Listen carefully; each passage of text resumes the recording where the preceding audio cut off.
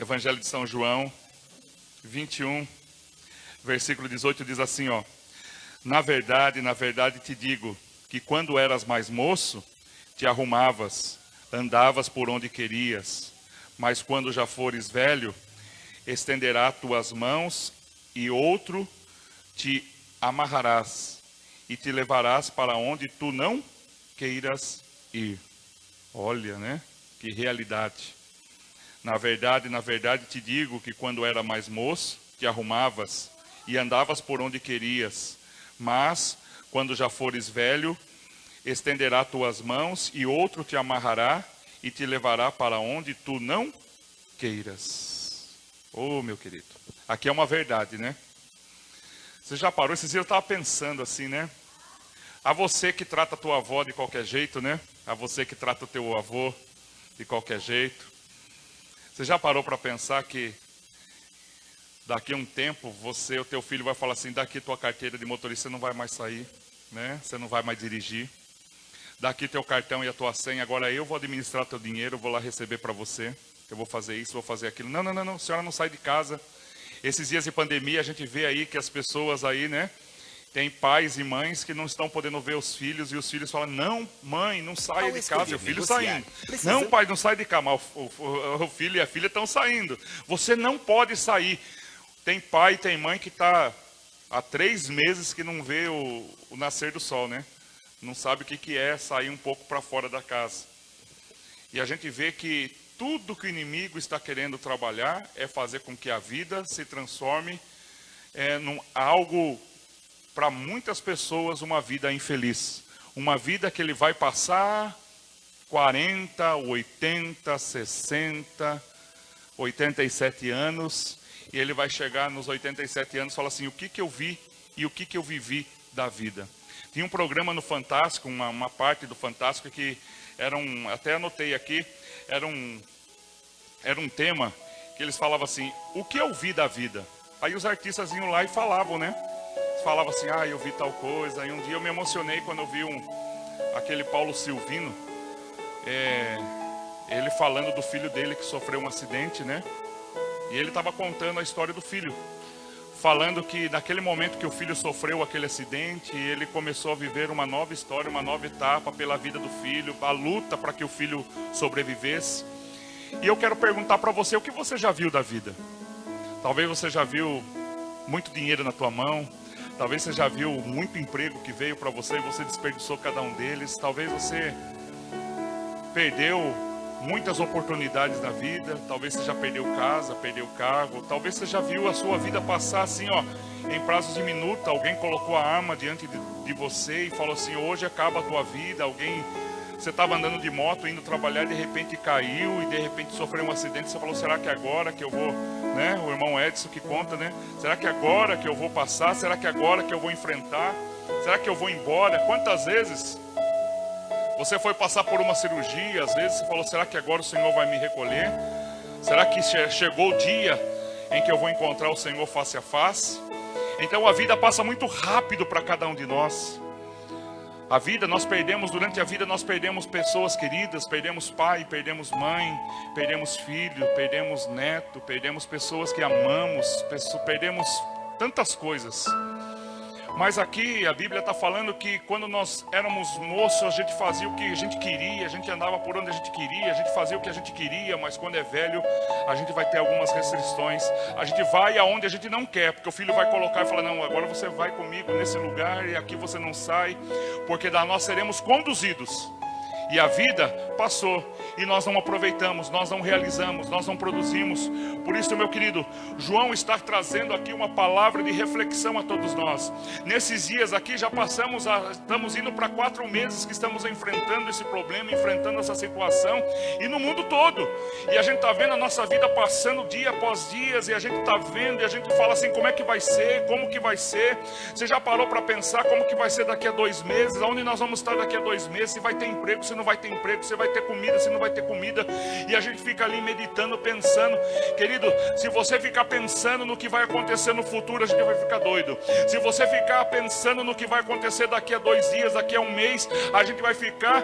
E eu digo para você, é possível subir tua pressão, é possível você sofrer um infarto, mas eu quero dizer, meu querido, o Senhor hoje mostra que a vida, como Tiago diz, que a vida é como um vapor que sobe e rapidamente se dissipa. A vida é muito passageira, a vida é muito rápida. Tem gente indo mais cedo, tem gente indo mais tarde, não importa. A vida, ela é única e nós precisamos administrar a nossa vida. Nós precisamos administrar porque nós não queremos que essa vida passe e a gente nem seja notado no decorrer da nossa caminhada. Por isso, querido, eu coloquei aqui, a vida, ela está dividida em 3 etapas. A vida está dividida em 3 etapas. Eu coloquei aqui, vida material. O que é vida material? Vida material é tudo aquilo que a gente produz, tudo aquilo que a gente faz. Trabalho, dinheiro, carro, tudo aquilo que a gente tem. Material. Vida espiritual. Vida espiritual é aquilo que a gente tem, irmãos. Contato com Deus. Nós precisamos ter contato com Deus. O homem foi criado para viver ao lado do Senhor. Então a vida espiritual é uma consequência da vida. Toda pessoa, ainda tem gente falando assim, eu não acredito em nada, mas em alguma coisa se acredita. Porque o ser humano foi produzido, foi criado para ter fé dentro dele. Ele acredita pelo menos em alguma coisa. Você não acredita em Deus, ele acredita numa imagem, ele acredita na natureza, ele acredita no sol, ele acredita nele mesmo. Mas ele acredita, porque ele foi criado para ter uma vida espiritual. Terceira coisa que nós temos, terceira coisa na vida que a gente tem, é a nossa vida emocional. Então, meu irmão, essas 3 áreas da nossa vida precisam estar equilibradas. Mas sabe o que acontece de errado? Essas 3 coisas, vida material, emocional e espiritual, tem pessoas que só buscam material. Ele busca o material, ele busca o material, ele quer o material, ele quer o carro, ele quer o dinheiro, ele quer a casa. Ele só fica, a vida dele toda é só investir no material. O que acontece com essa pessoa? Se ele perder alguma coisa, ele se frustra. Se ele perder alguma coisa, ele se mata. Se ele perder alguma coisa, para ele, só o material. Tem gente que só vive no material. E tem gente, queridos, que não consegue crescer em nenhuma área, porque o emocional dele está abalado. É o emocional. Quando ele está ferido na alma, quando ele está ferido nas emoções, quando ele não consegue colocar o seu coração em ordem, ele não produz nada. Uma pessoa entristecida, uma pessoa deprimida, uma pessoa que só chora, uma pessoa que vive... Ele tem até uma casa boa. Eu conheço pessoas que têm casa, que têm carro, que têm tudo, mas aqui dentro não está resolvido. Aqui dentro ele não consegue se resolver. Ele tem todas as coisas, mas ele não tem uma esposa, ele não tem um filho, ele não tem uma família, ele não tem ninguém. Então o emocional, querido, também abala. Mas tem gente que o emocional está legal, ele tem uma boa família, ele tem um material até legal, ele tem um bom emprego, ele tem um bom salário, mas a vida espiritual ele não consegue administrar. Ele não tem, não existe. Ele não agradece a Deus, ele não louva ao Senhor, ele não entrega a sua vida, ele não ora para ninguém, ele não tem fé, ele não acredita em nada, ele acredita somente naquilo que ele tem. Tem gente que já falou para mim, eu acredito naquilo que eu estou pegando, né? Então, meu querido, essa vida vai passar. E aonde ele vai se ver depois dessa vida? Eu fico assustado assim, não gosto de ver quando a gente fica aquelas imagens lá, né? Aquele cemitério cheio de valas, cheio de lugar lá, né? Irmãos, e a gente vê aquele buraco, a gente fala assim, você já parou para pensar? Eu acho que todo mundo já pensou aqui, né? Quando você vai no cemitério, você fala assim, você olha ali para aquela pessoa que está entrando, um amigo, um parente, você fala assim, um dia será eu, um dia será a minha vez. E a gente até fala assim, né? Acho que eu vou deixar uma roupa aqui. Minha mãe que falava assim, olha, eu vou deixar uma roupa aqui reservada.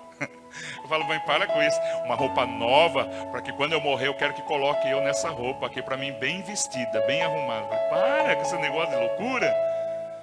Minha mãe tinha esses negócios de falar de morte, né, irmãos? Tem gente que gosta de ficar falando de morte. Ai, porque um dia eu vou ir. Olha, hoje vocês estão aqui, mas um dia eu vou partir. Daí vocês vão ver, né? Fica ameaçando, né? Principalmente mãe, né? Mãe que fica falando assim, vocês não me valorizam, mas um dia eu vou embora. Daí eu quero ver vocês. Irmãos. Mas sabe o que eu aprendo? As 3 áreas da nossa vida precisam estar equilibradas. Não busque somente o material. Não busque somente o emocional na tua vida. Não busque somente o espiritual. Quando eu falo não busque somente o espiritual, porque tem gente que vive dentro da igreja. Você sabia disso? Tem gente que só fica na igreja, na igreja, na igreja, na igreja. Se tiver culto 3 da tarde, ele está na igreja. Se tiver culto de madrugada, ele está na igreja. Se tiver jejum, ele está no jejum. E ele é só igreja, ele deixa casa, ele deixa emprego, ele deixa trabalho. Tem gente que nem trabalha direito. Ele fica lá só falando, contando testemunho, irmão. Para com isso, meu querido. Aprenda que a nossa vida tem que ser dosada em 3 etapas. O material, o emocional e o espiritual. A gente tem que dividir isso. E tem gente que não sabe dividir. E aí perde o emprego. Aí a vida material está devendo para todo mundo. E está lá pregando, falando. Por que isso? Não dá para ser assim, irmãos. A gente tem que equilibrar. O cristão tem que equilibrar todas as coisas. Ele não pode ser o extremo. Tem gente que é o extremo numa coisa só. Isso vai te machucar. Isso vai acabar com você. Você vai passar a vida. E aí você vai chegar à conclusão que você não conquistou nada, que você não tem amigos, não tem família, está tudo estourado por dentro, e a tua vida espiritual também está toda ela, né? Deus não concorda com certas situações. Você fala assim, que adianta? Deus fala assim, que adianta você estar aqui me louvando e você não cumpre lá as suas 8 horas de trabalho? E aí tem gente que fala assim também, não, eu vou trabalhar porque eu não tenho tempo para ir na igreja. Que adianta ganhar o mundo todo e perder a sua salvação? Está vendo como que está ligado? O que adianta você ter tudo na tua casa, aí na igreja, mas aqui dentro está tudo mal resolvido? Quando você está sozinho, você chora porque você não tem amigos, você não tem família, você não se doa para ninguém, você não faz nada para ninguém, o emocional teu está tudo abalado. Mas nesta manhã, o Senhor nos traz aqui para que eu e você possamos entender que precisamos equilibrar a nossa vida material, nossa vida emocional e nossa vida espiritual. Precisamos alcançar. Jesus disse a Nicodemos, em João capítulo 3, é necessário nascer de novo. Por isso, meu querido, é necessário todos os dias eu e você nascermos de novo, recomeçar. E eu coloquei aqui algumas palavras que são importantes, que eu quero que você guarde essas palavras aqui, ó. Recomeçar é importante, reinventar. Quantas coisas nós estamos se reinventando nesses dias aqui, né? Gente que nunca fez um crochê, começou a fazer um crochê. Gente que nunca vendeu nada, está vendendo. Reinventar, reconstruir. A Bíblia fala que Jerusalém foi reconstruída. Enquanto o inimigo achava que ia destruir, o Senhor vai lá e começa a reconstruir. Meu querido, se a tua vida emocional está destruída, comece a reconstruir. Comece a pedir perdão. Comece a se reconciliar com as pessoas. Comece a acertar a tua vida. Começa a ser um bom pai, começa a ser um bom filho, começa a ser uma boa esposa, começa a ser um bom marido, começa a reconstruir a tua vida. Se a tua vida material você não é dizimista, você está tudo destruído, não acredita no dízimo. Meu irmão, se você entra no Google, você vai ver só gente que não é dizimista falando mal do dízimo. Mas converse com alguém que é dizimista, pergunta para ele por que você é dizimista, o que acontece na tua vida. Porque quando a gente só fica na teoria, irmãos, a gente fica ali apenas na teoria, da leitura. Nós temos que viver a prática. Pergunta para quem é dizimista. Pergunta para quem tem uma vida espiritual. Como é que você consegue orar com toda essa turbulência? Consegue ainda orar pela tua casa, pela tua família? Me ensina o caminho. Nós precisamos equilibrar, irmãos. Nem tanto a vida material, tudo na vida, né? A vida, tem gente que fala que a vida ela é só boa se você tiver dinheiro. Nem sempre, irmãos. Nem sempre. Dinheiro é maravilhoso, resolve a maioria dos problemas na vida, não é? Se você tem dinheiro, você manda comprar a saúde, você manda comprar o médico. Mas nem sempre o médico, com todo o dinheiro, o médico vai falar assim, esse câncer eu não posso curar, né? Tem pessoas que estão pegando Covid aí, dependendo da estrutura da pessoa. Antigamente a gente só falava que era pessoas velhas, né? Pessoas de idade que estão... pessoas de idade são as pessoas de risco. Sim, a maioria, mas tem muitos jovens, tem muitas pessoas que são acometidos. Ele é muito rápido, né? Ele entra no organismo da pessoa, já vai dominando o pulmão, a pessoa vai sentindo e de repente ela vem a falecer. Por isso, meus queridos, o que é a vida? A vida é passageira. Por isso precisamos reinventar. Deixe para trás o que te faz parar. Está na hora, irmãos, da gente deixar para trás aquilo que está fazendo a gente parar. Deixa para trás. Para de ficar lembrando do teu passado. Mas o meu passado foi difícil. Porque meu pai batia em mim. Porque no meu passado aconteceu isso. Deixa o teu passado para trás. Passado é passado. Vamos recomeçar. Vamos viver uma nova etapa. Nós acabamos de tomar a Santa Ceia. A Santa Ceia representa o quê? Que o Senhor está trabalhando na nossa vida. A Santa Ceia representa o quê? Que o Senhor está trabalhando dentro do nosso coração, quebrando todo o mal, quebrando, repreendendo todo o pecado, desfazendo toda a situação contrária. E nós agora temos a oportunidade de recomeçar uma nova etapa na nossa vida. Amém? Vamos recomeçar. Queridos, nós precisamos ser muito melhor do que você. Nunca duvide de que você pode ser melhor do que você é hoje. Olha só, nunca duvide que você pode ser melhor do que você é hoje. Comece a acreditar em você. Tem gente que não acredita nela mesmo. O pastor está pregando aqui, ela está pensando assim: pastor, mas comigo não acontece assim. Eu sou azarado, eu sou uma pessoa que não tenho condições, eu não alcanço nada, eu não consigo, eu não tenho valor, a vida foi difícil para mim, eu não vou avançar, eu não vou conquistar, eu não vou conseguir fazer nada. Acredite em você. É tempo da gente recomeçar, equilibrar todas as coisas. Está na hora de você. Aproveite esse tempo de pandemia, esse tempo que a gente está em casa, para você recomeçar uma nova história dentro da tua família, uma nova história na tua vida material e uma nova história na tua vida espiritual com Deus. Amém? Nem tudo é dinheiro, nem tudo é choro, né? Ele me largou de novo, não consigo casar com ninguém, né? Ninguém me ama, ninguém me quer. Eu nasci para comer o pão que o diabo amassou, né?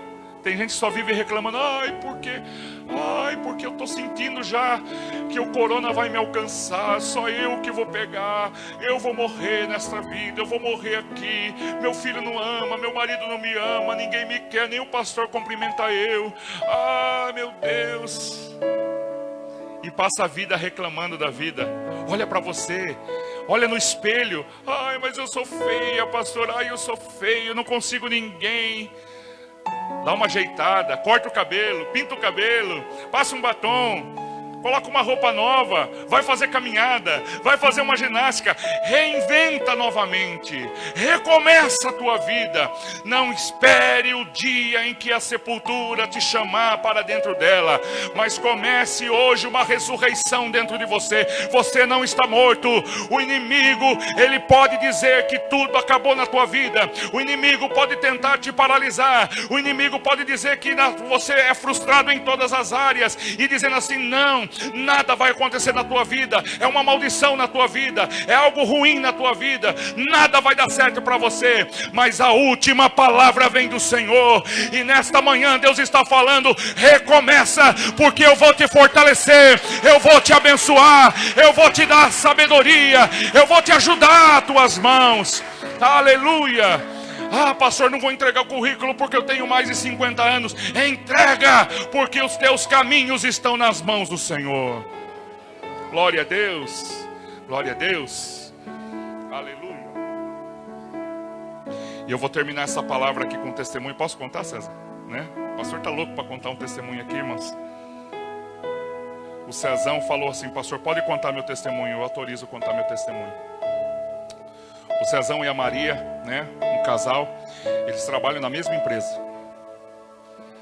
E aí, quando começou esse tempo de dificuldade, eles pagando a casa, compraram uma casa, estão pagando a casa, né?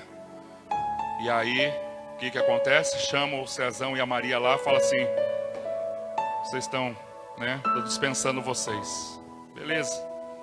O Cezão falou assim: já esperava que eu ia ser dispensado, né? Mas os dois ao mesmo tempo, no mesmo bate-canal, né? E ainda chegaram para eles e falaram assim: só que a gente não vai pagar nada agora, vai ficar na justiça, nós vamos pagar em parcelas para vocês. Vamos começar a pagar só em agosto, né? Só em agosto. O que é a vida? Você está empregado hoje, amanhã você está desempregado. O que é a vida? Você está hoje caminhando aqui, amanhã você não pode comer. Sexta-feira eu fui visitar o esposo da irmã Cida, aqui, Cida Limão, da Paloma, da Pâmela, na UTI, irmãos. Um homem que eu gostava de conversar, um homem que eu gosto de conversar e vou conversar com ele ainda. Aí fui visitar ele, mas ele está entubado, está lá na UTI. E eu fiquei lá um pouco com ele, passando a mão assim, apertando a mão dele. Falou: ô, seu Antônio, quando a gente vai na casa dele, ele não sabe o que faz pela gente, né? E aí a gente vê que a vida, ela é passageira. E aí o Cezão, diante daquela situação, volta para a casa dele. Eu creio que o inimigo começou a falar assim: agora as portas estão fechadas, agora não tem jeito, está todo mundo, não tem conta, as contas chegando, todo mundo parado. Como é que vai ser, irmãos? Aí o Cezão veio um dia trazer o dízimo. Pastor, esse aqui é o meu último dízimo, porque agora o senhor sabe que a gente está desempregado, né? Falei: sei, estou sabendo. Como eu disse aqui, no momento material, humano, eu falei assim, deu vontade de falar para o Cezão: Cezão, leva o dízimo embora, Cezão, você tem conta para pagar, você tem isso para fazer. No momento assim, a gente fica assim, pensando assim, como homem, como material. Mas aí eu entendi que o espiritual também é importante. Por isso que a nossa vida tem que ser equilibrada, viu, irmãos? Equilíbrio espiritual, emocional, material. Você ficar muito ali: não vou dar o dízimo porque o dízimo vai fazer falta para mim, não vou fazer isso porque... É tudo equilibrado, tudo tem o seu momento certo. E o Cezão consagrou e eu consagrei. E eu falei: meu Deus, dentro de mim, eu orando, consagrando, falando: Senhor, abre as portas para esse irmão, abre as portas para esse casal, eles precisam do milagre. Aí passou, um amigo ligou para mim e falou assim: você sabe de alguém que está na igreja desempregado? Eu fui visitar uma empresa e tem um emprego. Já lembrei do Cezão, liguei para o Cezão: Cezão, olha, tenho aqui, o salário não é tanto assim, né? Mas pelo menos você paga o aluguel, paga lá a sua casa. Daí o Cezão, já meio querendo chorar, falou: pastor, eu ia contar para o senhor, uma porta muito maior se abriu na minha vida. Glória a Deus, irmãos. Dá para outro irmão, oferece para outro irmão, porque Deus abriu uma porta que eu nem esperava. Em tempo de pandemia, Deus começa a movimentar as águas e trabalhar na vida desse casal. E a Maria estava falando assim,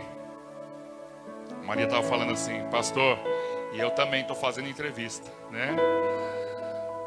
De 25 pessoas que ela foi para a entrevista, só ficou ela, né, Maria? Foi ficando na seleção, foi derrubando uma, derrubando outra, derrubando outro. Aí ela estava no meio só de homem e foi derrubando. Irmãos, não é Deus? Não é Deus?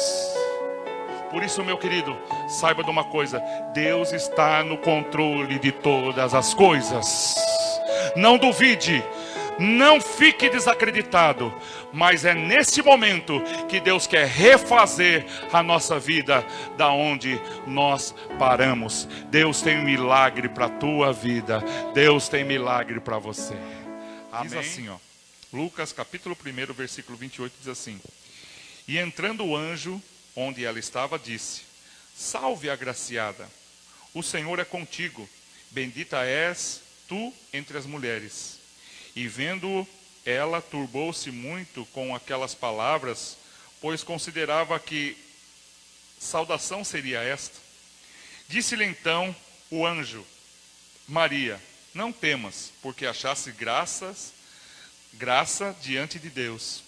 E eis que em teu ventre conceberás e darás à luz a um filho, e por-lhe-ás o nome de Jesus. E esse será grande, e será chamado Filho do Altíssimo. O Senhor Deus lhe dará o trono de Davi, seu pai. E reinará eternamente na casa de Jacó, e o seu reino não terá fim. E disse Maria ao anjo: como se fará isto, visto que não conheço homem algum, né? Em outras palavras, dizendo assim: olha, eu ainda sou virgem, não me casei, como que pode acontecer isso? Versículo 35, respondendo o anjo, disse-lhe: descerá sobre ti o Espírito Santo, e a virtude do Altíssimo te cobrirá com a sua sombra. E por isso também o santo que de ti há de nascer será chamado de Filho de Deus. E eis que também Isabel, tua prima, concebeu um filho em sua velhice. E este já é o 6º mês para aquela que se achava estéril. E agora eu quero que você leia o 37, que diz assim: porque para Deus nada é impossível. Olha que palavra, amém? Porque para Deus nada é impossível. Glória a Deus, amém, queridos? Que palavra, né? Por isso eu quero dizer aqui, queridos, abrindo esta palavra, e o tema nesta manhã é o propósito de Deus para a nossa vida, irmãos. Você já parou para pensar que às vezes a gente acha que a gente nasceu para viver, para comer, para caminhar, para trabalhar, e a gente às vezes não fica muito valorizando, pensando no que Deus tem para com cada um de nós. E quando nós olhamos para o que Deus tem para cada um de nós, a gente começa a imaginar algumas coisas, e a gente fica assim pensando, mas será que realmente isso eu vou conquistar? Será que isso eu vou fazer? Quantos de nós aqui, quando a gente era pequeno, alguém chegava para nós, principalmente eu lembro que na escola a professora falava assim: o que vocês querem ser quando crescer? Né? Já você fez essa pergunta? Eu tinha uma vontade de usar uniforme, né? Eu adorava usar uniforme. E eu falava assim: um dia eu vou ser motorista de ônibus, né? Queria tanto ser motorista de ônibus, amava motorista. Meu pai era aqueles que faziam excursões. Era o camarada do bairro que fazia, né? Geralmente sempre tinha os caras que faziam excursões, né? Era para Aparecida do Norte, era para praia. Então meu pai era aquele cara que organizava as excursões. E eu amava, ficava esperando aquele momento para poder ver o ônibus, ficava esperando aquele momento para poder brincar no volante. Então eu queria de todo jeito ou ser motorista de ônibus ou de caminhão, mas eu queria usar um uniforme.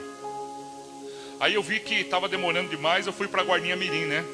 E na Guardinha Mirim tinha um uniforme de Guardinha Mirim. Fui para a Guardinha Mirim. Queria ser escoteiro, para usar uniforme também, mas o escoteiro era longe. Minha mãe falou: não, longe, vai ser Guardinha Mirim. Fui Guardinha Mirim. Tudo jeito querendo usar uniforme.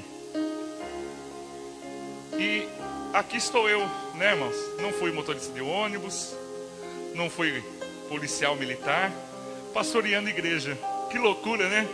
Um dia eu estava num culto comum, como nós estamos aqui, e estava sendo ministrado sobre propósito. Sobre Deus tem um propósito na vida de cada um, sobre Deus tem algo para realizar na vida da gente. E Deus, ele não quer somente realizar coisas assim, que a gente tem sonhos. A gente tem muitos sonhos. Sonhos na vida material, sonhos na vida sentimental, né? Então eu sei que nós aqui, como nós estávamos brincando aqui, todos nós, o Cido vai realizar o sonho de ver a netinha, de carregar a netinha, né? Já parou para pensar? Eu acho muito legal, né, Sandra? A gente pegar assim e falar assim: esse aqui é filho do meu filho. Olha que gostoso, filho do meu filho. E eu fico imaginando a avó que pega os bisnetos: filho do meu filho, do meu filho. Ah, que legal, né? Muito maravilhoso, né? Irmã Marlene já teve esse prazer, não? Carregar os bisnetos? Não? Tá encaminhando ainda? Ah, vai chegar lá, né? Que maravilha, né? Irmãos, é maravilhoso demais. Eu acho que é uma loucura isso.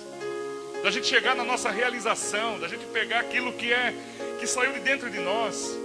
E a gente vê que Deus tem propósito para todas as coisas. Propósito para a família, propósito para a vida material, propósito para todas as áreas da nossa vida. Mas tem uma coisa que Deus quer fazer também, o seu propósito em nossas vidas.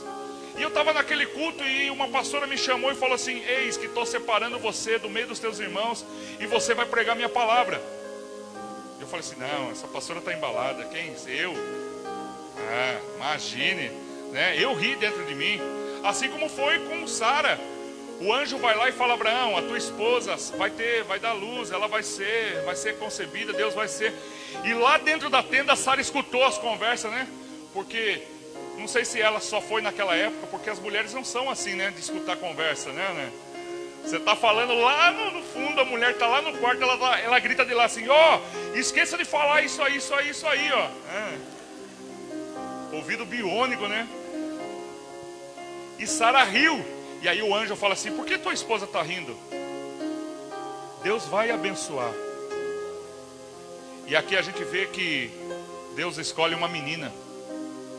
Deus escolheu uma menina chamada Maria. E qual era o sonho de Maria naquela época? Casar. Ela já estava sendo, né, preparada. Porque naquela época era assim, né? O pai ia lá.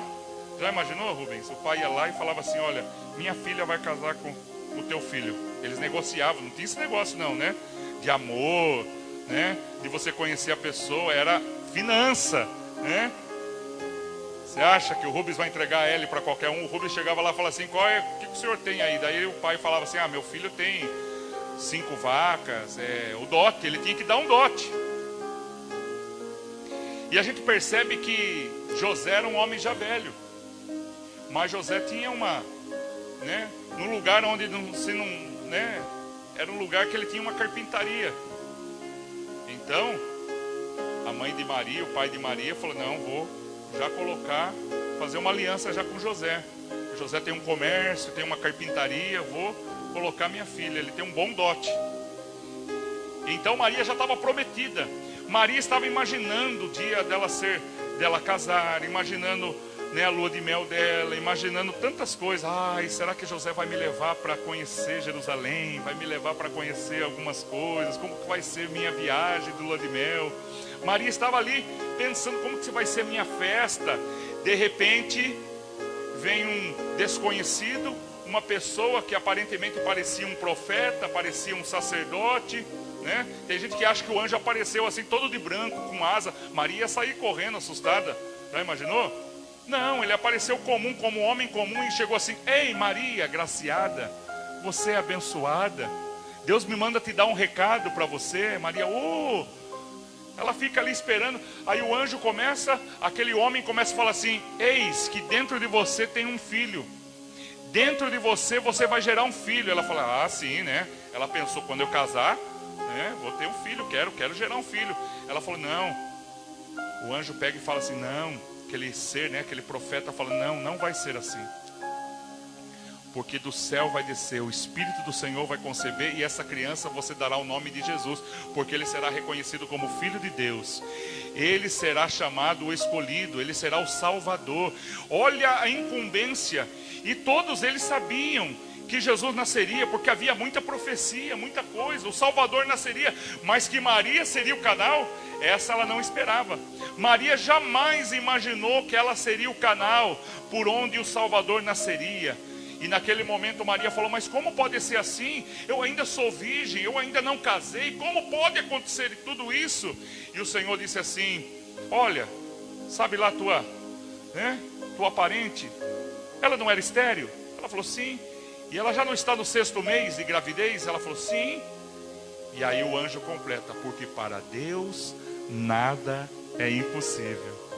Amém? E é por isso que eu quero falar. Nesse tempo de luta, nesse tempo de prova, a gente fica meio perdido. Nesse tempo de perseguição, a gente fala assim, mas qual é o propósito dessa situação na minha vida, na minha casa? Mas o que eu posso fazer? Eu sou tão pequeno, eu sou tão humilde, eu não sei falar, eu não terminei os meus estudos. Quem sou eu para fazer? E um dia Deus colocou essa palavra na minha vida, e olha eu aqui pregando a palavra. Tem horas que a gente fala assim, eu vou desistir desse evangelho, vou desistir do evangelho, não, né? Desistir desse cargo, dessa função, porque era um peso, porque Maria agora estava recebendo um peso, ela estava recebendo uma grande responsabilidade. Não é peso, é responsabilidade. Maria ia cuidar do Salvador. Por isso, sempre a nossa visão será limitada para entendermos as coisas que Deus vai fazer ou tem para fazer.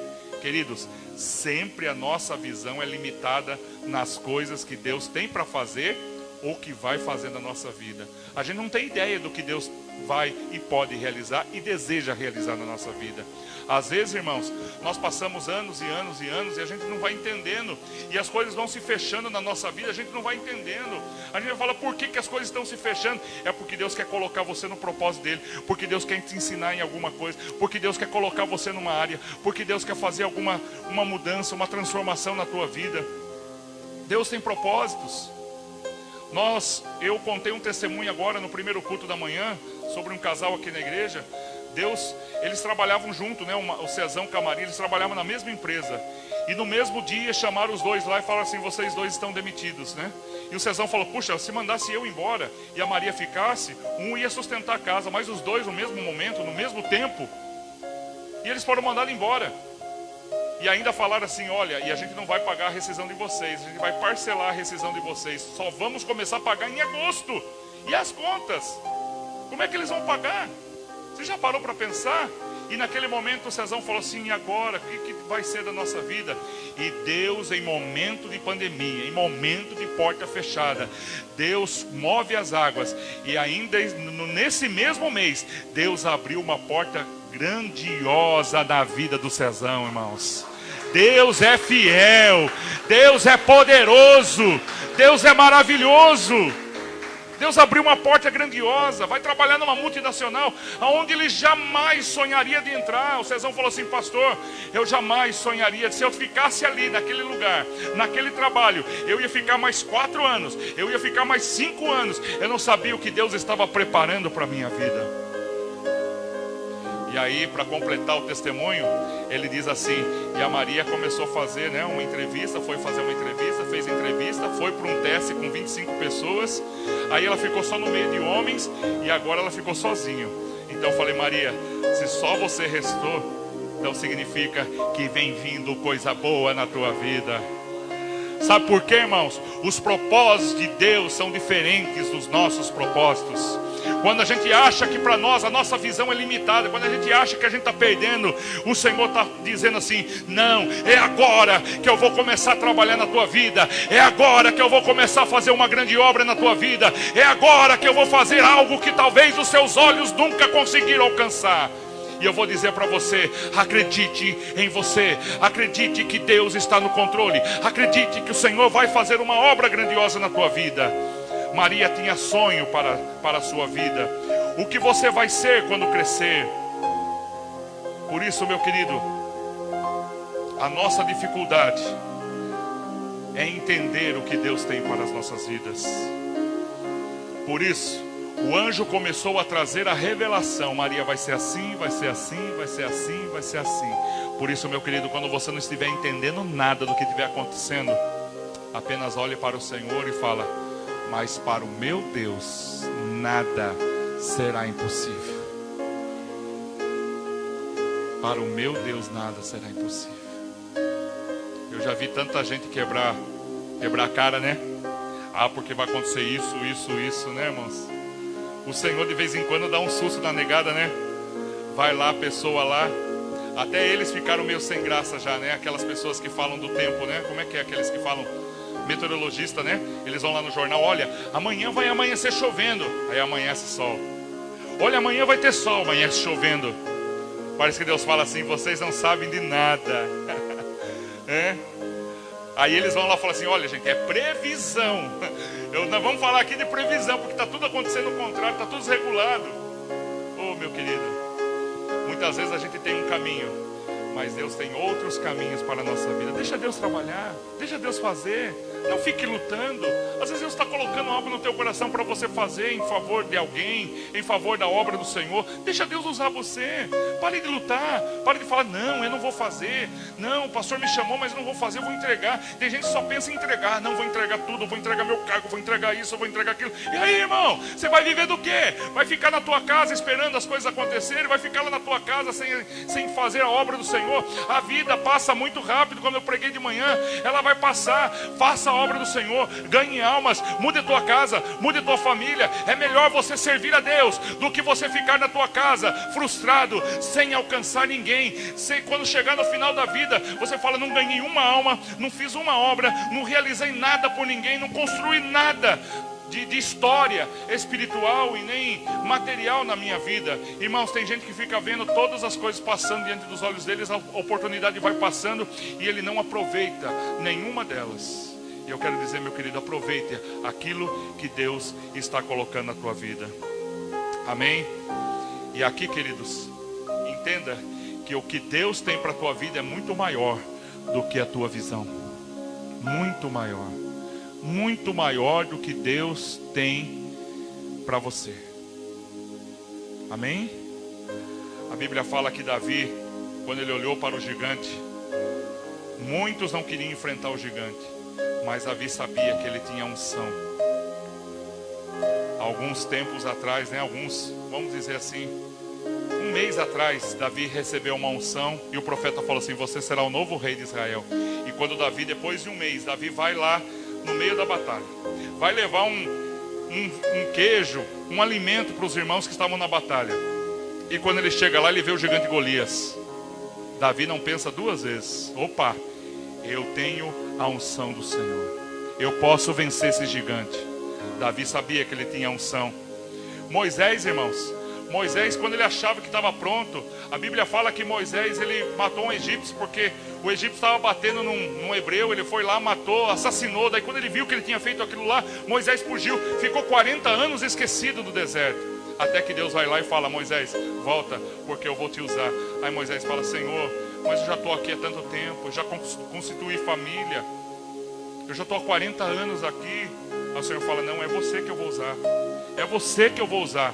Aí Moisés fala assim: mas Senhor, eu sou gago, eu tenho dificuldade para falar. É você que eu vou usar. E eu quero dizer, meu querido, Deus te escolheu desde o ventre da tua mãe para usar você. Para usar você, para realizar a bênção dele, para realizar um milagre através da tua vida. Queridos, Deus vai colocar pessoas diante de você para você falar do amor do Senhor. Não olhe para a tua dificuldade. Ah, pastor, mas eu não tenho uma boa leitura, eu não conheço muito bem a Bíblia. Ah, eu sou novo de igreja. Ah, eu não tenho tanta facilidade de falar com as pessoas. Deixa Deus te usar, deixa Deus fazer a obra dele na tua vida. Abra o teu coração e deixa Deus realizar. Moisés foi um instrumento. E eu termino aqui falando sobre Gideão, irmãos. Gideão estava vivendo um tempo difícil, um tempo de dificuldade. Deus vai lá, escolhe Gideão, fala: ei, Gideão, vou usar você para travar uma batalha aqui. O Gideão foi aquele que, com 300 homens, ganhou uma batalha sem ter que colocar a mão no inimigo, sem colocar a mão na espada. Deus era com eles. E Gideão fala: Senhor, eu sou o menor da minha casa, minha família é mais pobre daqui. E o Senhor fala assim: mas é você que eu vou usar. Olha as coisas loucas de Deus, né? A gente está ministrando um estudo e a gente vê que o Senhor só usava pessoas que estavam impossibilitadas. A viúva que não tinha nada na casa dela, a estéril que não podia gerar filhos, né? O menino que estava lá cuidando das ovelhas para o pai e que nem foi lembrado no jantar quando o sacerdote veio. Aí o sacerdote veio e falou: peraí, o profeta veio e falou: peraí, está faltando gente aqui. Aí o pai falou: ah, tem um único filho aqui, Davi está lá no meio das ovelhas. Aí o profeta fala: manda buscar. E Deus abençoa. Queridos, e uma das histórias que eu mais gosto da Bíblia é um homem chamado Mefibosete. Ele era um príncipe e houve uma guerra. E a empregada, a ama, né, que ele estava cuidando dele, ela foi sair correndo na pressa e derrubou Mefibosete. O príncipe, naquele momento, com a queda, ele ficou paralítico. Ele ficou ali impossibilitado. Um dia, príncipe, no outro dia, um aleijado. Já parou para pensar? O que passou na cabeça de Mefibosete?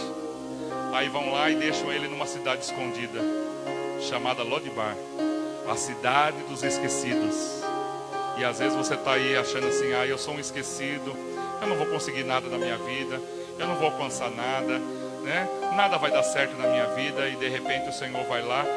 Davi lembra que, será que existe alguém descendente? Será que existe alguém ainda que precise, né, descendente, que seja da casa de Israel? E aí lembram que está lá Mefibosete, o príncipe está lá escondido. E aí o príncipe volta novamente e Davi coloca ele na mesa. E quando o Mefibosete chega e fala assim para Davi, fala: ó rei, o que o senhor quer com um cão morto como eu? Quem sou eu para sentar na mesa do rei? E Davi fala assim: de hoje em diante, a minha comida vai ser tua comida, a minha casa vai ser sua casa. Deus honrando, e Deus vai te honrar. Amém? Deus honrou Cezão, Deus vai honrar o Ru, Deus honrou já o Rubens nesses tempos para cá, um testemunho maravilhoso. Deus vai te honrar. Deus vai te honrar, Leonor. Deus vai te honrar, Cida. Deus vai te honrar. Deus vai te honrar, Edma. Deus vai abençoar a tua vida, Marli. Deus vai te abençoar, Pâmela. Deus vai te honrar. Deus vai abençoar, Silene. Deus vai abençoar a tua vida. Deus vai abençoar, Marlene. Deus vai abençoar. Deus vai abençoar, Wélida. Deus vai honrar. Deus vai cuidar de cada um de nós. Deus vai te honrar, Ebinho. Deus vai suprir tua necessidade, Gilene. Deus vai abençoar, Ronaldo. Deus vai nos honrar no nome do Senhor, porque para Deus nada é impossível. Aleluia. Se coloque de pé, meu querido. Nós vamos terminar nesta manhã. Nós vamos agradecer a Deus. Nós vamos terminar orando, agradecendo a Deus. No nome de Jesus.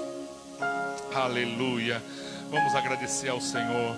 Levante uma das suas mãos e fala um pouquinho com Deus. Senhor meu Deus, obrigado pela oportunidade de estarmos aqui na tua casa. Obrigado porque estamos participando da ceia. Obrigado porque estamos aqui nesta manhã. Obrigado, Deus, porque o Senhor já falou de manhã. O Senhor está falando de novo no primeiro culto. O Senhor está falando no segundo culto agora, Senhor. Pai, fortalece a nossa vida. Não deixa a gente desistir. Não deixa a gente abandonar. Não deixa, Deus, a gente tirar a mão da rede. Não deixa a gente, Deus, parar de arar a terra. É difícil, é complicado. Tem momentos que dá vontade da gente desistir. Tem momentos que dá vontade da gente abandonar tudo. Tem momentos que dá vontade da gente largar tudo aquilo que a gente buscou, tudo aquilo que a gente investiu. Maria tinha sonhos, mas ela começou a viver o sonho, porque o sonho de Deus para a vida de Maria era totalmente diferente do que Maria imaginava. O sonho de Deus para a minha vida, o sonho de Deus para a tua vida é totalmente daquilo que você esperava. Deus tem algo para realizar ainda na tua vida. Não importa o teu cabelinho branco, não importa o tamanho da tua dificuldade, não importa o tamanho da tua deficiência, não importa se você é rico, se você é pobre. Deus é poderoso para te colocar em lugares que você nunca sonhou. Deus é poderoso para abençoar, colocar você numa loja, colocar você como dono, colocar você abençoado, colocar você ali para ser um instrumento vivo nas mãos do Senhor.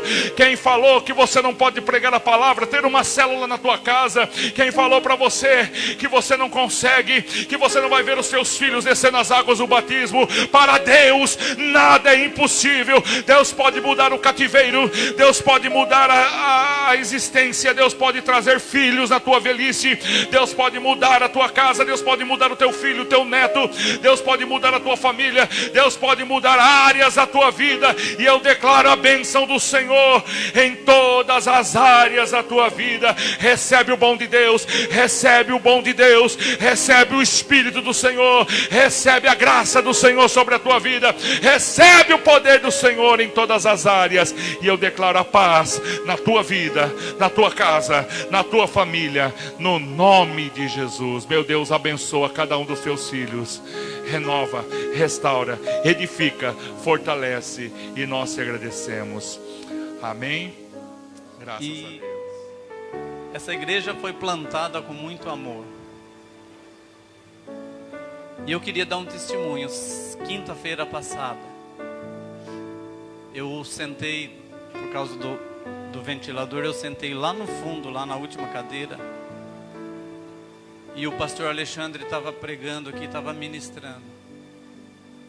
Queridos, quando a gente vem na igreja, ou aqueles irmãos que estão acompanhando pelas mídias, né, pela internet, quando a gente joga todas as armas no chão,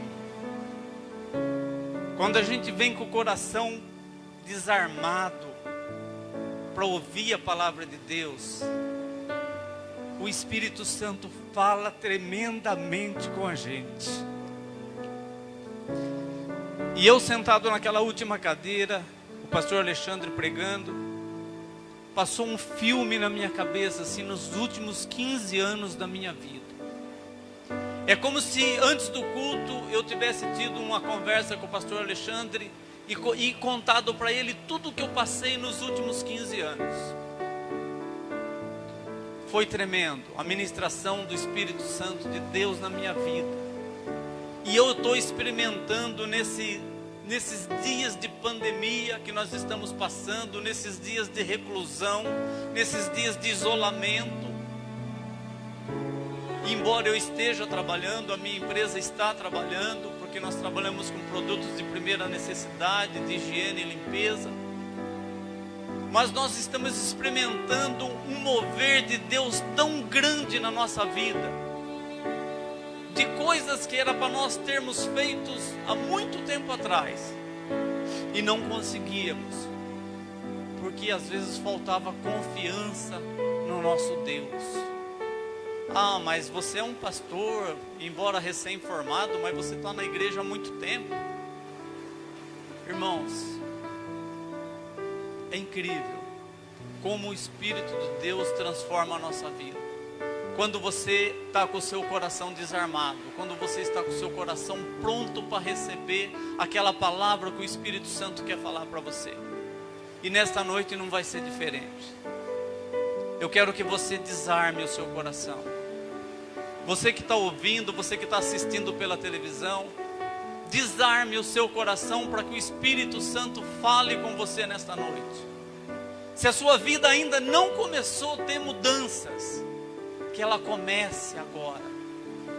Aproveite esses tempos de isolamento, aproveite esse tempo de reclusão e comece a desarmar o seu coração, comece a se prostrar diante de Deus para que o Espírito Santo de Deus comece a trabalhar na sua vida e mudar muitas coisas que não te deixam crescer, mudar muitas coisas que não te deixam evoluir, mudar muitas coisas que não te deixam prosperar.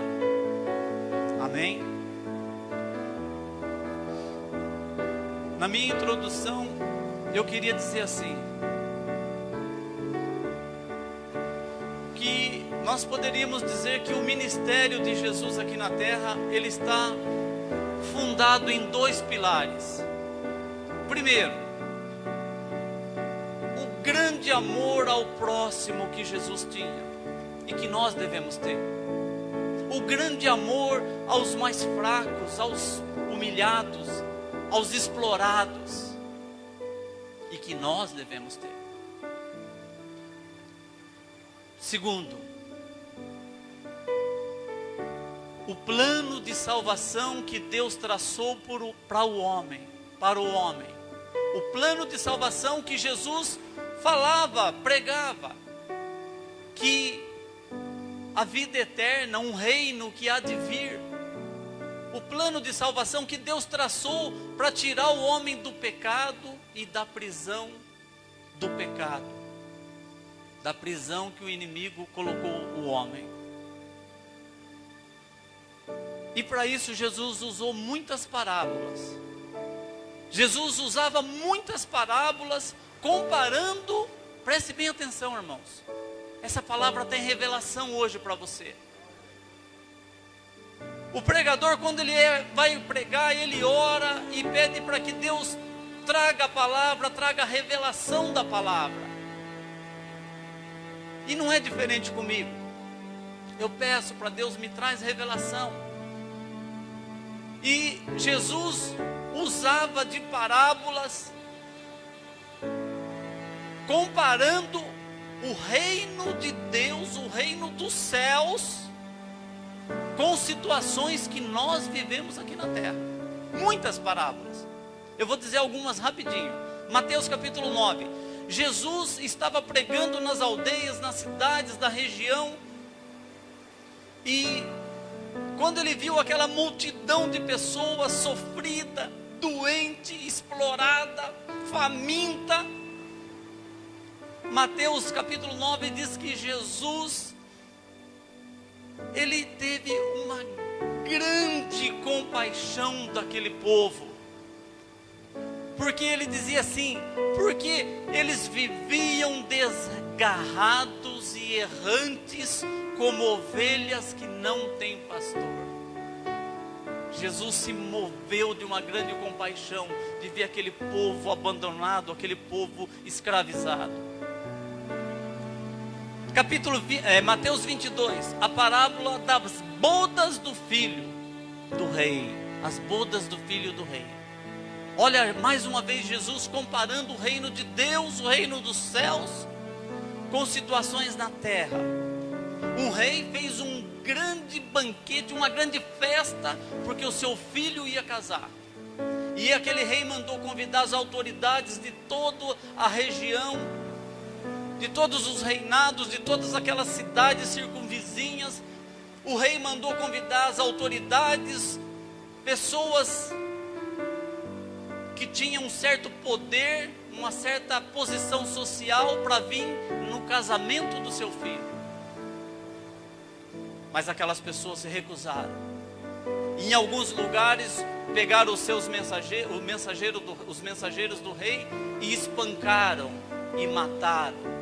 E aquele rei ficou furioso e ele mandou seu exército e destruiu e queimou aquela cidade. Olha só, irmãos, comparação do reino de Deus, a vinda de Jesus, o grande julgamento. Mateus 25, as 10 virgens, mais uma comparação da igreja de Deus com o reino de Deus.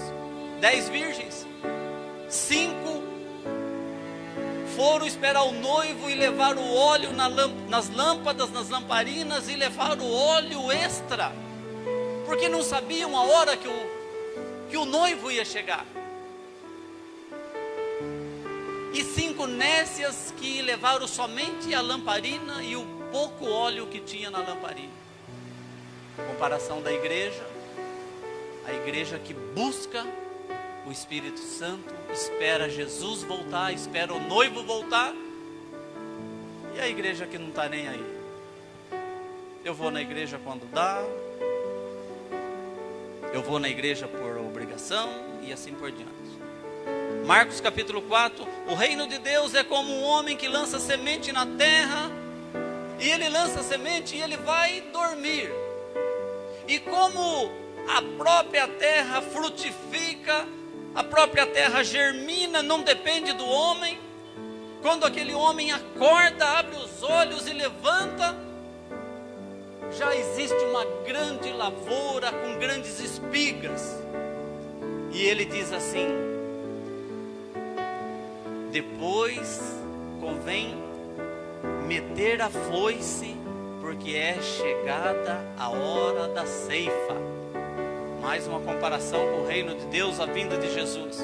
Rico e Lázaro, mesma coisa. Um viveu dissolutamente, o outro viveu temente a Deus. Um confiava no seu dinheiro, na sua riqueza, o outro confiava em Deus. E para finalizar esses exemplos, em João 10, Jesus, o bom pastor. Eu sou o bom pastor, e o bom pastor dá a sua vida pelas ovelhas. Amém? Olha, irmãos, quantos exemplos nós temos em todos os evangelhos, Jesus comparando a nossa vida, a nossa situação com o reino de Deus. Será que é para ter alguma dúvida ainda, irmãos? A nossa palavra de hoje, ela está registrada em Lucas capítulo 10, versículo 25. Irmãos, se quiserem acompanhar em casa, aqueles que estão em casa. Lucas capítulo 10, versículo 25. Mais uma parábola que nós vamos ver Jesus trazendo o reino de Deus e comparando com a nossa vida aqui na terra. Ela diz assim: e eis que se levantou um certo doutor da lei, tentando-o e dizendo: mestre, que farei para herdar, grifa aí, herdar a vida eterna? E ele lhe disse: está escrito como na lei? Como lês? E respondendo ele disse: amarás o Senhor teu Deus de todo o teu coração, de toda a tua alma, de todas as tuas forças, de todo o teu entendimento, e ao teu próximo como a ti mesmo. Grifa aí. E disse-lhe: respondeste bem, faze isso e viverás. Ele, porém, querendo justificar-se a si mesmo, disse a Jesus: e quem é meu próximo? E respondendo Jesus disse: descia um homem de Jerusalém para Jericó e caiu na mão dos salteadores, os quais o despojaram e, espancando-o, se retiraram, deixando-o meio morto. Grifa aí, meio morto. E ocasionalmente descia pelo mesmo caminho um certo sacerdote, e vendo-o, passou de largo, passou de longe. E de igual modo também um levita, chegando àquele lugar e vendo-o, passou de longe, passou de largo. Mas um samaritano, grifa aí, samaritano, que ia de viagem, chegou ao pé dele e vendo-o, moveu-se de íntima compaixão. E aproximando-se, atou-lhe as feridas, aplicando-lhes azeite e vinho, grifa aí, azeite e vinho, e pondo-o sobre a sua cavalgadura, levou para uma estalagem e cuidou dele. E partindo ao outro dia, tirou 2 dinheiros, grifa aí, 2 dinheiros, e deu ao hospedeiro, e disse-lhe: cuida dele, tudo o que demais gastares, eu te pagarei quando voltar. Qual, pois, desses 3 parece ser o próximo daquele que caiu na mão dos salteadores?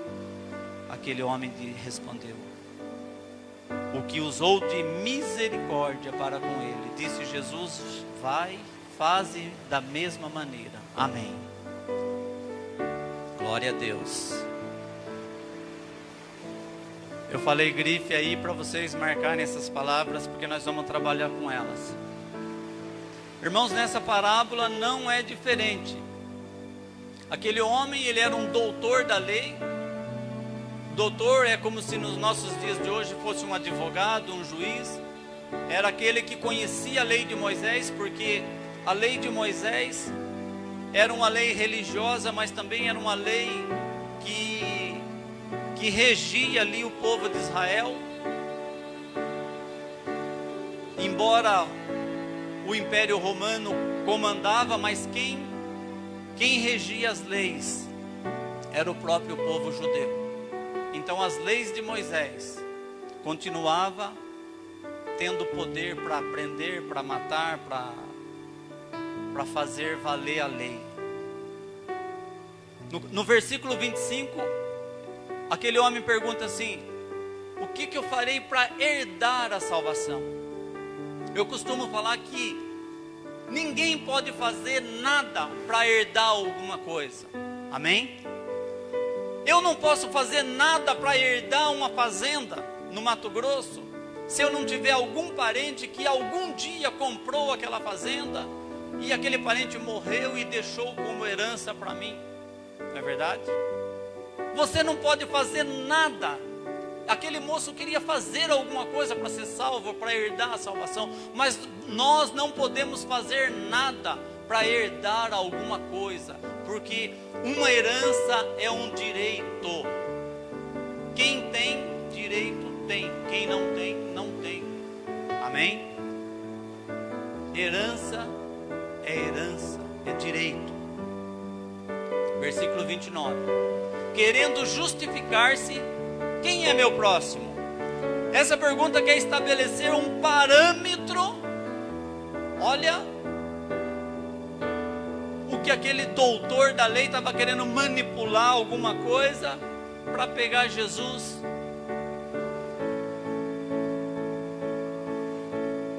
Um parâmetro para amar. Eu posso amar algumas pessoas e outras não? Será que eu posso amar algumas pessoas que me são importantes e deixar de amar outras pessoas que não me interessam, que eu não vou com a cara delas? Pelo que Jesus está nos ensinando aqui, não. O amor ele é incondicional. Eu e você temos que amar incondicionalmente. O amor que Jesus está pregando aqui é um amor incondicional. Por que aquele homem estava falando aquilo? Porque o povo judeus, eles tinham alguns povos que eles não tinham um bom relacionamento, vamos dizer assim. E um desses povos era os samaritanos. Então aquele homem quis colocar em xeque o que Jesus estava ensinando. Eu, sendo um judeu, sendo um doutor da lei de Moisés, uma autoridade, eu sou obrigado a amar um samaritano?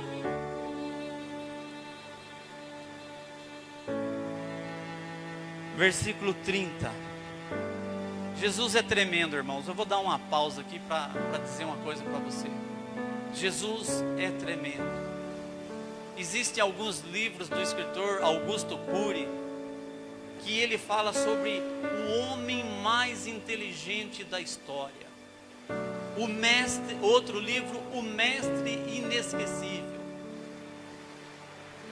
Porque Jesus é o homem mais estudado em todo o mundo, em todo o planeta até hoje, irmãos. A vida de Jesus é discutida em altas rodas de teólogos, de psiquiatras, de psicólogos, de pessoas estudadas na mente humana. Porque o que Jesus fez aqui na terra como homem ainda surpreende até os dias de hoje.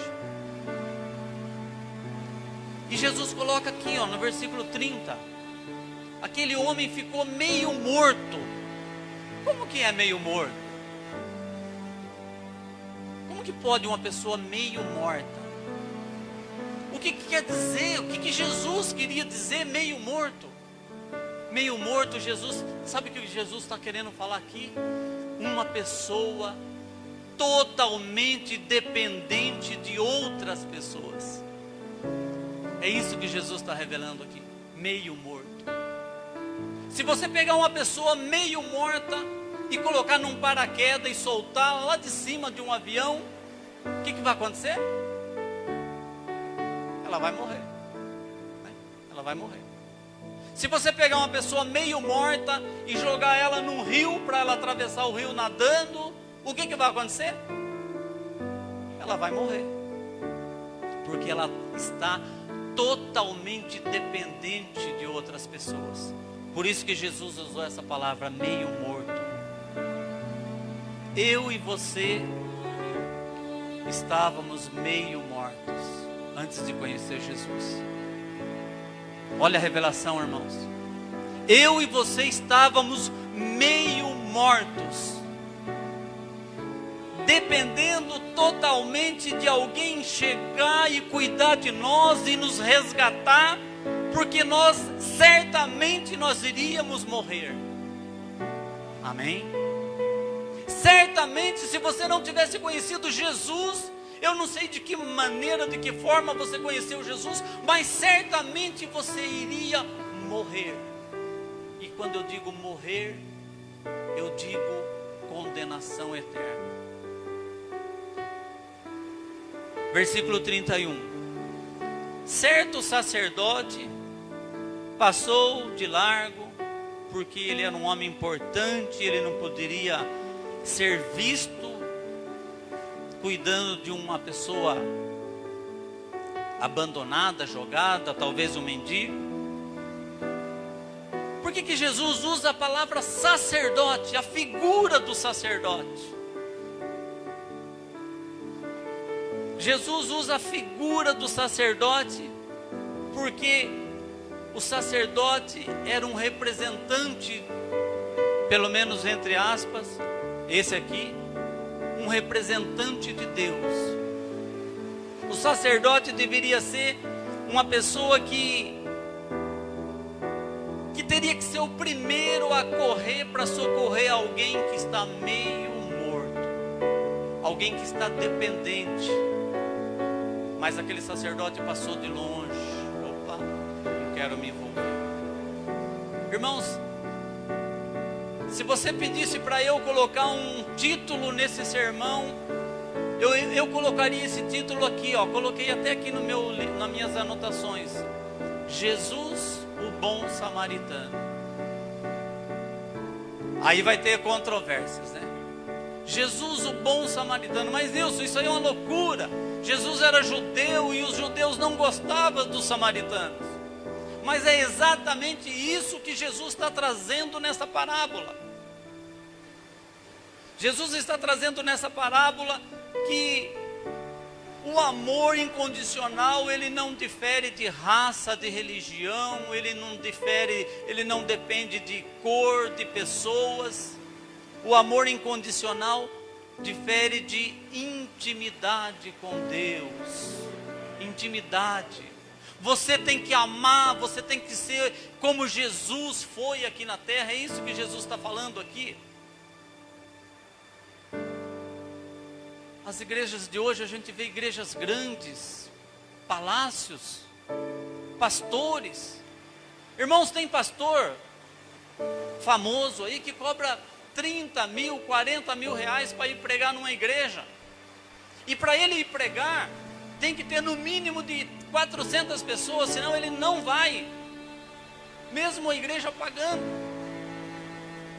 Esse, ao meu ver, é aquele sacerdote que passou de longe. Tem muitos, irmãos. Muitos pastores, religiosos, melhor dizendo, vamos dizer assim. Muitos religiosos como aquele sacerdote, que ele está numa posição que ele não pode se contaminar com outra pessoa, ajudando outra pessoa.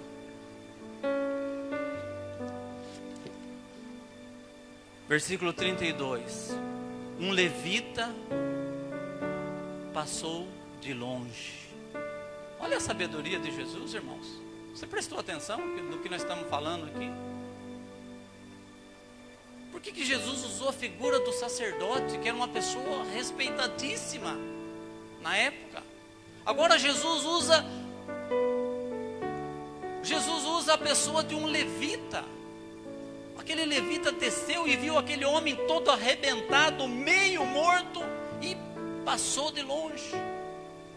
Você sabe o que é um levita, irmão? Levita é aquele que aqueles descendentes da tribo de Levi que eram responsáveis para cuidar do templo, eram responsáveis por toda a obra do templo, responsáveis pelo louvor, responsáveis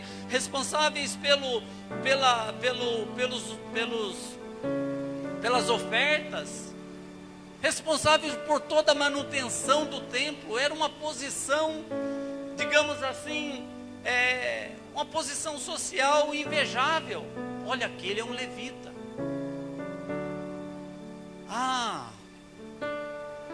O irmão que canta no louvor é um levita, você viu? É um levita. Aquele que toca é um levita. Jesus usa a figura do levita, que trabalhava no templo, mas não tinha o verdadeiro amor no coração. Não tinha intimidade com Deus, era tudo de aparências, assim como o sacerdote. Versículo 33. Samaritano. Oh, Jesus, não podia usar outro povo não, foi usar justo o samaritano. O povo que mais, o povo judeu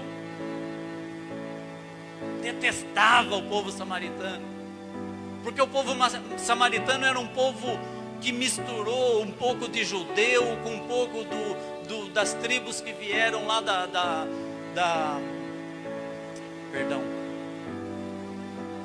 Babilônia. Algumas tribos que vieram da Babilônia, quando o povo judeu foi preso, muitos saíram de lá. O rei mandou que viesse para cá para habitar os lugares onde o povo judeu tinha saído. Então virou uma mistureba, vamos dizer assim.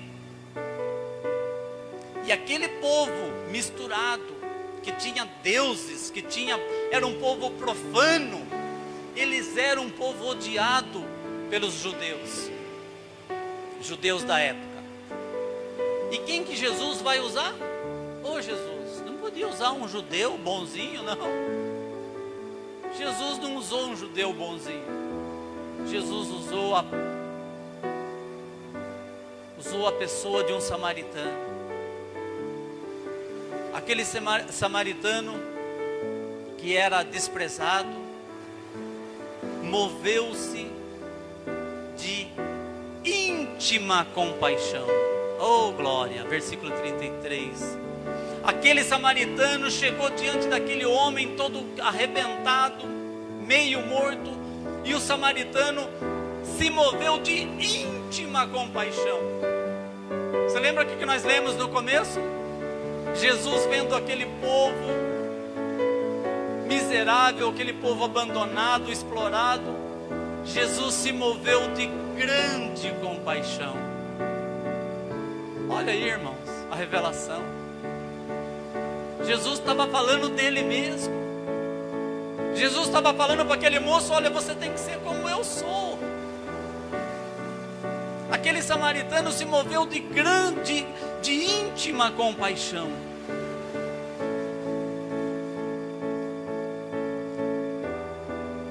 Em João capítulo 1, Filipe chega para Natanael e fala assim: olha, nós encontramos o mestre, Jesus de Nazaré.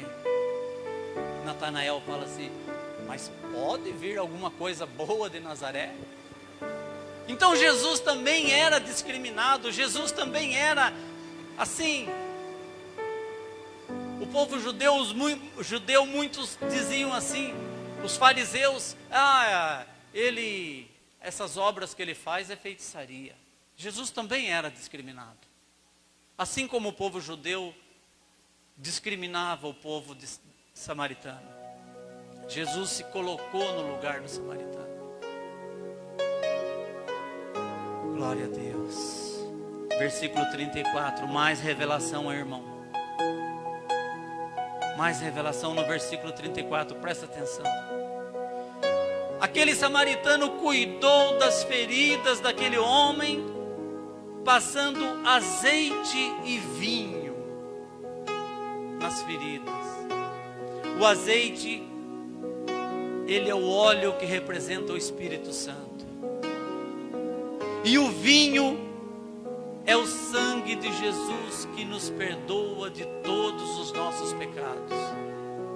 Mais revelação, irmãos. Jesus não poderia ter falado assim: o samaritano pegou aquele homem e pegou umas ervas e macerou e colocou as ervas nas feridas. Não. Jesus falou, ele curou as feridas, tratou as feridas com azeite e vinho. Jesus já estava pré-revelando o que ele estava para fazer pelo povo. Glória a Deus. É tremendo, irmãos. O sangue de Jesus que nos traz o perdão dos nossos pecados. Versículo 35. Tirou 2 dinheiros e falou para aquele hospedeiro: olha, eu estou pagando o tratamento dele, cuida desse homem. Eu estou indo embora, mas cuida dele, eu estou te pagando aqui, 2 dinheiros. Por que Jesus não falou assim: olha, o samaritano deu 10 moedas de prata para aquele hospedeiro cuidar daquele homem doente, machucado, desfalecido? Por que Jesus não falou assim: olha, ele deu 5 moedas de prata? Não, Jesus revelou que aquele samaritano deu 2 dinheiros para aquele homem ser cuidado, querido, e falou assim: quando eu voltar te pagarei o restante se faltar. Vem revelação aí, versículo 36 e 37. Nós estávamos meio mortos, mas Jesus usou de misericórdia e pagou com 2 dinheiros o seu corpo e o seu sangue pela nossa vida, pela nossa salvação. Amém? 2 dinheiros Jesus estava revelando aqui, irmãos. 2 dinheiros. Por que ele falou 2 dinheiros? Porque Jesus ia dar o seu corpo, a sua carne e o seu sangue para pagar toda a humanidade que estava meio morta. Amém? Posso ouvir um glória a Deus? Glória a Deus. Glória a Deus. Glória a Deus. 2 dinheiros. O seu corpo e o seu sangue. O Espírito Santo é o hospedeiro que está cuidando de nós até hoje. O Espírito Santo é aquele hospedeiro que Jesus falou: olha, cuida dele. Jesus, quando subiu aos céus, ou até mesmo antes de subir, ele falou assim: olha, é necessário que eu vá, porque se eu não for, o Espírito Santo não virá. Então Jesus pagou 2 dinheiros, o seu corpo e o seu sangue, para para que ele subisse aos céus e o Espírito Santo descesse para cuidar de nós até os dias de hoje, até o dia que Jesus voltar. Amém? Quantas pessoas chegaram até Jesus desde o dia que ele subiu? Quantas pessoas chegaram até Jesus porque o Espírito Santo está cuidando, porque o Espírito Santo está tratando. Eu e você, nós estamos aqui por causa de Jesus, senão nós não estaríamos aqui. Amém? Isso é revelação, irmãos. Isso é revelação pura. Nós estávamos meio mortos, mas Jesus pagou com seu corpo, pagou 2 dinheiros, o seu corpo e o seu sangue, para que nós fôssemos tratados até hoje, que o ser humano fosse tratado até o dia que Jesus voltar. Glória a Deus. Glória a Deus. Vocês entenderam agora por que eu daria o título desse sermão de Jesus, o bom samaritano? Jesus se revela nessa passagem. Não só nessa, em outras também. Mas essa passagem ela é muito clara. Jesus se revelando. Se você não for como Jesus, meu querido, se eu não for como Jesus, nós não seremos salvos. Se nós não formos como Jesus, nós estamos meio mortos. E para estar mortos, é um palito. Glória a Deus. Fecha seus olhos, irmãos. Fecha seus olhos. Vamos orar. Glória a Deus. Eu quero orar com você agora. Talvez você esteja se sentindo meio morto.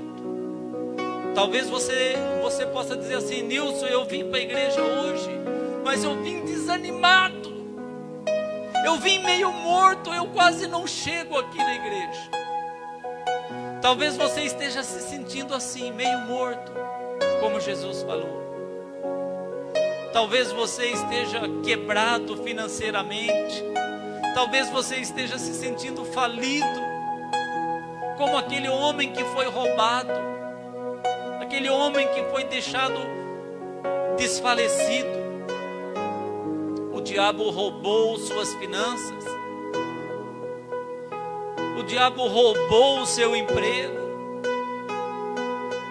o diabo roubou a sua casa, o seu carro, o diabo roubou a sua dignidade e te deixou meio morto. Talvez você esteja machucado com enfermidades que as circunstâncias da vida deixaram em você ou em alguém que você ama muito.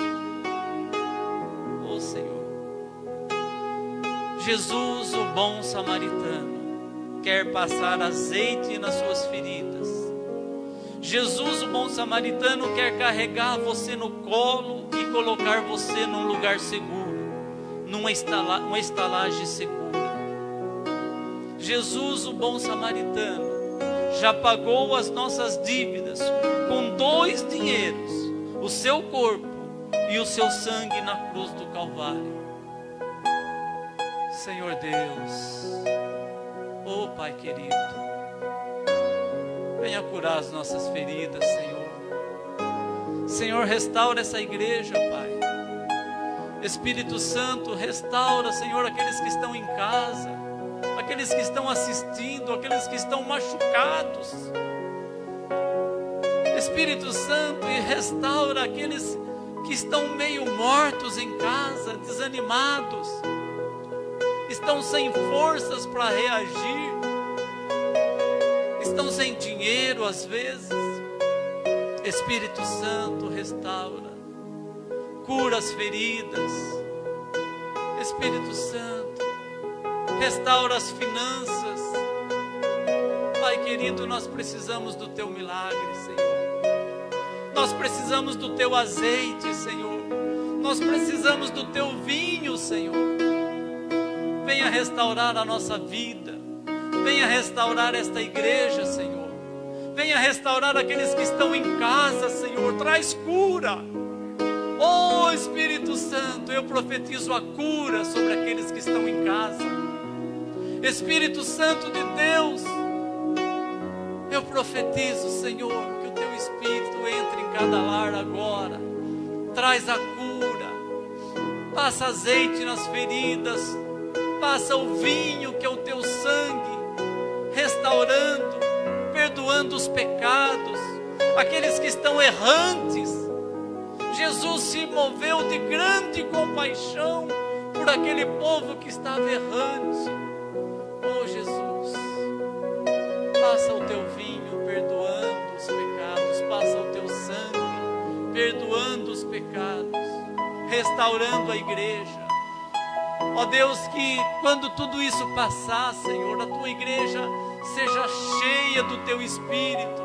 A tua igreja venha buscar, venha glorificar, venha exaltar o teu nome, Senhor. Ó Deus, eu quero ver essa igreja cheia, Pai. Eu quero ver pessoas para fora, porque não vai caber aqui dentro, Senhor. Porque o Senhor vai estar restaurando os que estão meio mortos. Eu profetizo, Senhor, todos aqueles que estão assistindo, que estão meio mortos, que sejam restaurados. No nome de Jesus. No nome de Jesus. No nome de Jesus. No nome de Jesus. Restaura, Senhor, esta igreja. Restaura, Senhor, este povo. Que esse povo venha para te adorar, Deus. Que esse povo venha para te glorificar, Senhor. Porque já vão estar curados, já vão estar libertos, já vão estar, ó Deus, restituídos, ó Deus, no nome de Jesus, no nome de Jesus, no nome de Jesus. Toda a glória, toda a honra, todo louvor seja dado a Ti, ó Deus. Amém, Senhor. Amém. Glória a Deus, glória a Deus, glória a Deus. Restaura-nos, ó Deus, restaura, Senhor. Toda glória, Pai, toda glória, toda honra, todo louvor, Senhor, seja dado a Ti. Oh, Senhor, traz milagres. Senhor, faz milagres no meio do Teu povo, Pai. No nome de Jesus. Amém, Senhor. Obrigado pela vida do Hélida, que completou mais um ano de vida. Seja com ela, fortalece a vida, abençoe a casa, abençoe a família, abençoe o seu pai. Nos dê uma paz, nos dê graça. E nós também colocamos a vida do seu Antônio, pai da Paloma, que hoje, Deus, foi transferido para a UTI. Senhor, muda, Deus, essa sentença. Nós ministramos hoje pela manhã que para Deus nada é impossível. E eu oro, e eu peço o milagre, eu peço a intervenção do Senhor agora na vida do seu Antônio, e nós te agradecemos. Leva cada um protegido, amparado, abençoado. Senhor, renova, fortalece e cura todas as nossas dificuldades no nome de Jesus. Que a graça do nosso Senhor Jesus, que o amor e a misericórdia e o poder do Espírito Santo seja com cada vida, desde agora e para todo sempre. Amém e amém. Vá em paz, que Deus te abençoe. Você é poderoso, você tem a bênção do Espírito Santo de Deus. Para Deus nada é impossível. Deus te abençoe. Ótimo fim de semana para você. Que Deus te abençoe no nome de Jesus.